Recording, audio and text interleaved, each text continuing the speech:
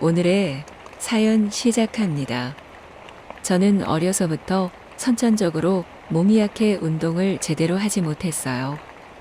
학교 다닐 때 다른 여자애들은 체육 시간에 조금씩 뛰어놀기도 하고 피구 같은 간단한 운동도 하며 즐거운 시간을 보낼 때도 저는 가만히 계단에 앉아 그 모습을 지켜보는 때가 많았어요. 운동을 해야겠다는 생각을 가지고는 있었지만 조금만 해도 숨이 차고 몸이 아파와서 할 수가 없었고, 그럴수록 저는 자신감이 떨어지고 위축되기 일쑤였죠. 운동을 안 하니 자연스레 몸은 허약해졌지만 그래도 20대 때는 젊음이라는 최고의 무기가 몸을 유지시켜주고 지탱해 주었는데, 학교를 졸업하고 직장 생활을 하며 시간이 흘러 30대가 되고 나니 언젠가부터 온몸 구석구석이 아프기 시작했어요. 그렇다고 운동을 할 수는 없으니 좋은 음식과 영양제를 찾아 먹어보았지만 크게 효과가 있지는 않았어요.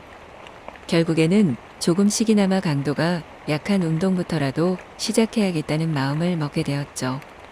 전문 강사에게 수업을 받으며 조심조심하며 운동을 했지만 역시나 얼마 지나지 않아 허리를 다치고 말았어요. 약해질 대로 약해진 몸이 작은 운동마저도 따라가지 못했던 것이죠. 결국 허리가 너무 아파 병원에 가게 되었어요. 처음에는 유명한 한의원을 알아내서 찾아가 침도 맞고 다른 치료도 해보았는데 크게 효과가 없었어요. 다행히 주위에 허리로 고생하시다가 치료받고 나으신 분이 있어 물어보니 집에서 좀 멀지만 효과가 확실하다며 한 정형외과를 추천해 주어 찾아가게 되었어요. 그 정형외과는 의사도 친절했고 병원도 깔끔해서 사람이 많아 진료를 받기까지 좀 오래 기다려야 한다는 단점이 있었지만 아는 분의 추천을 믿고 꾸준히 다니기로 하였어요. 검사를 받아보니 다행히 큰 이상은 없었지만 뼈가 약하니 일반 물리치료보다는 재활이 포함된 도수치료가 필요하다는 진단을 받았어요. 도수치료는 비용이 좀 비싸서 고민을 했지만 제 몸을 위해 지출하기로 하고 매일 도수치료를 받기로 했어요. 처음 치료를 받으러 갔는데 키가 크고 얼굴도 잘생긴 남자가 다가와서 제 담당 도수 치료사라고 말했어요. 저는 마음속으로 은근히 기뻐하며 이왕 한 달간 매일 치료받을 거면 이런 남자에게 받는 게 좋다고 생각하며 웃으며 잘 부탁한다고 인사했어요. 도수 치료사는 갑자기 저에게 가운 한 장을 주며 옷을 갈아입고 와야 한다고 했고, 그 말이 은근히 야릇하게 들려 조금 심장박동이 빨라지고 말았어요. 속옷 위에 가운 하나를 걸친 채 밀폐된 공간에 그 남자와 있으니 심장박동은 조금 더 빨라지고 있었는데, 도수 치료사는 본인의 업무에 충실한 듯 무심하게 치료를 시작한다며 기계처럼 제 허리와 주변 근육을 풀어주기 시작했어요. 감정이 들어가지 않은 손길이지만 그래도 이 남자가 치료를 위해 최선을 다하고 있다는 것은 느낄 수 있었어요.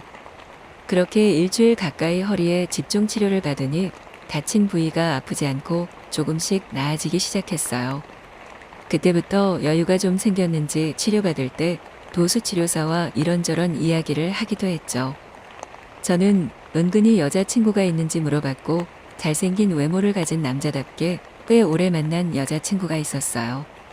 저는 조금 실망했지만 그래도 이 남자와 매일 1시간씩 대화를 할 수 있다는 사실에 만족을 하고 있었죠.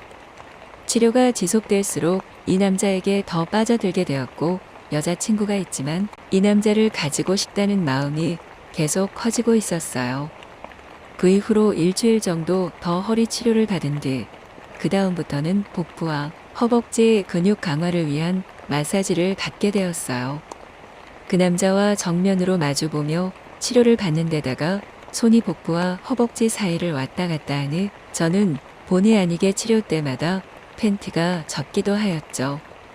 어느 때부터는 치료가 맞나 싶을 정도로 손이 아래 위로 깊숙이 들어오기도 했지만 저는 그때마다 몸이 먼저 반응하며 조금씩 느끼고 있었어요. 한 번은 그 남자가 치료를 위해 제 몸 위로 올라탔고 두 손으로 열심히 아랫배를 만지는데 뭔가 딱딱한 것이 제 아래를 누르는 것 같았어요. 저는 설마 하며 슬쩍 눈으로 아래를 보니 이 남자도 힘이 들어가 버렸고 제 몸에 닿았지만 제가 피하지 않는 것 같으니 노골적으로 계속 닿게 하며 저의 반응을 확인한 것이었죠. 남자는 몸을 빼지 않고 치료를 이어나갔고 그러던 중 눈이 마주쳤을 때 저는 눈을 감고 끄덕이며 제 의사를 전달했죠. 그 다음부터는 남자의 손길이 더 과감해지기 시작했어요. 아랫배를 마사지해주다가 은근슬쩍 더 아래로 내려와 마사지를 하기도 했고 어깨를 풀어준다며 뒤에서 안고 주위를 주무르기도 했어요. 저는 그때마다 손을 아래로 향해 힘이 들어간 남자를 위로해주고 있었어요. 우리는 서로의 손길 하나하나를 거부하지 않고 느끼며 몸을 맡겼고 그렇게 치료 때마다 병원이라는 제한된 공간에서 아슬아슬하게 선을 넘나들며 서로를 느끼고 있었죠. 어느새 도수치료 마지막 날이 되었고 그 남자는 더 과감해져 제가 느끼는 몸의 부위를 집중해서 마사지해 주었고 저는 그날 치료베드가 젖을 만큼 물을 쏟아내고 말았죠. 저는 치료를 마치고 완전히 그 남자를 가지고 싶은 생각에 혼자 사는 저의 집으로 초대를 했고 집에 들어서자마자 누가 먼저라고 할 것도 없이 서로에게 짐승같이 달려들며 키스를 하며 사랑을 나누기 시작했죠. 치료를 받는 동안 하지 못했던 모든 짓을 하며 욕구를 쏟아냈고 그 남자도 치료하는 동안 저에게 하지 못했던 것들을 마음대로 하며 저를 끝까지 흥분하게 만들어버렸죠. 서로에게 모든 것을 몇 번이나 쏟아내 버리는 일을 매일같이 반복하며 서로에게 빠져나올 수 없을 만큼 깊게 들어갔을 때쯤 저는 문득 그 남자가 여자친구가 있었다는 사실을 떠올리고 물어보니 아직 여자친구와 잘 만나고 있다는 말을 들었어요. 저는 결국 이 남자와 몸만을 탐하는 사이가 된 것 같아 조금 실망했지만 이렇게라도 이 남자와 만남을 이어나갈 수 있다는 사실에 만족해야 했죠.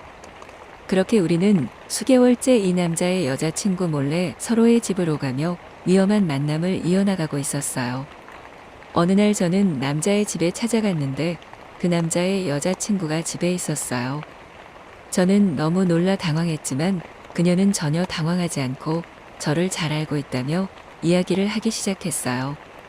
그 남자가 워낙 잘생기고 멋지고 직업이 도수치료사이다 보니 치료를 하다가 만나는 여자가 정말 많다면서 이번에도 저랑 만나는 걸 알고 있었다고 하였어요. 그래도 그 남자가 너무 좋아서 놓아줄 수 없어 알면서도 뭐라고 할 수가 없었다고 하였죠. 그렇게 우리는 서로의 존재를 알면서도 그 남자와 만남을 이어나갔고 지금은 빠져나올 수 없을 만큼 깊은 사이가 되어버렸어요. 언젠가 이 만남이 끝날 수도 있지만 지금은 즐기며 하루하루를 보내고 있답니다.